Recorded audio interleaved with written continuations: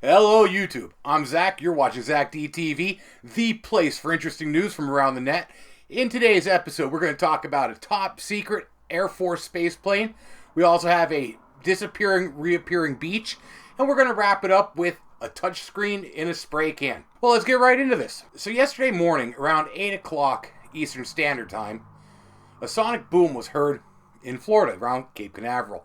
That was the X-37b coming back to ground after a 2-year flight. This is a huge milestone for the X-37 program, which the Air Force considers an OTV program, an orbital test vehicle program, and it's designed to test robotics and different tech up in space. The first time the X-37b launched was back in 2010, and it went up on Atlas V rocket just like the rest of them do, and it stayed in space for 224 days.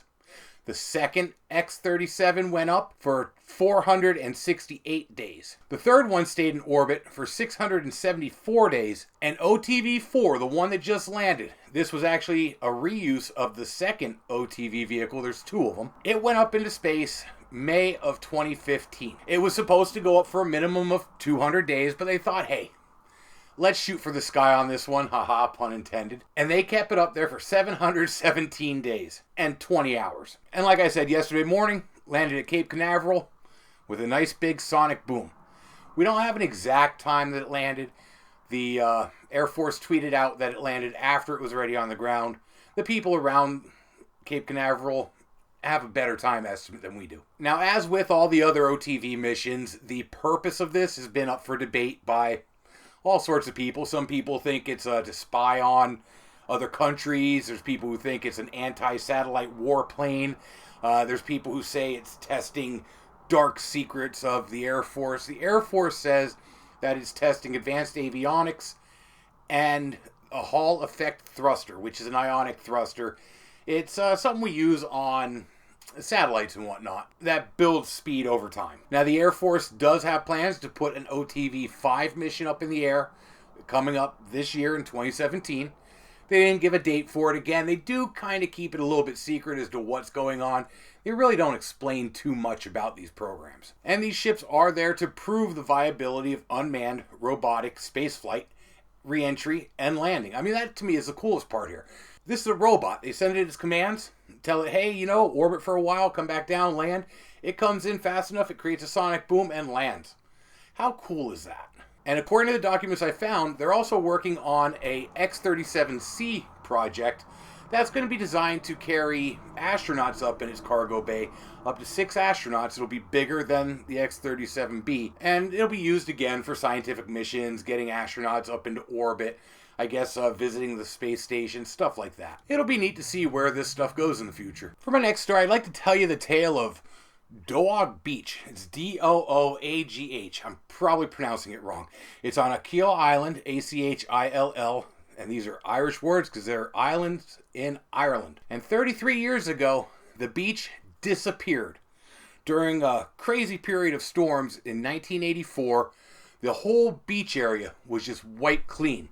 All that was left were these jagged rocky outcrops, really dark and dismal looking place. Well, over Easter of this year, all that changed. During a, again, really odd high tide the one day, the beach suddenly reappeared.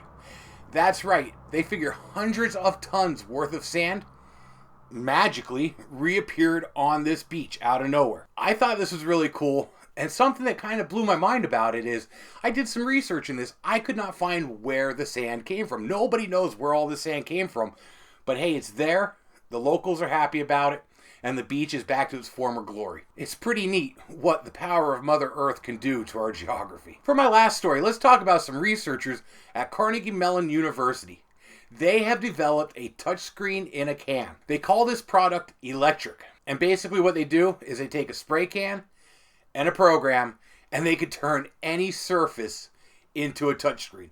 I'm talking any shape, any size, walls, tables, windows, guitars, maps of America. In the video, they even do Jello and Play-Doh, so that way you can even mold what you want to do. This works with its algorithm using a shunting effect.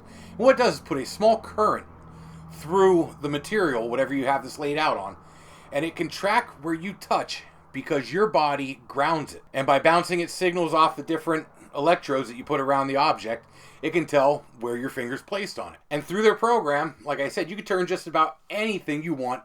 This opens up a lot of possibilities to say, you know, put wall switches on walls that aren't even really there. Just an area where you swipe your hand up and down, or I can't even imagine the kind of stuff you can do with this.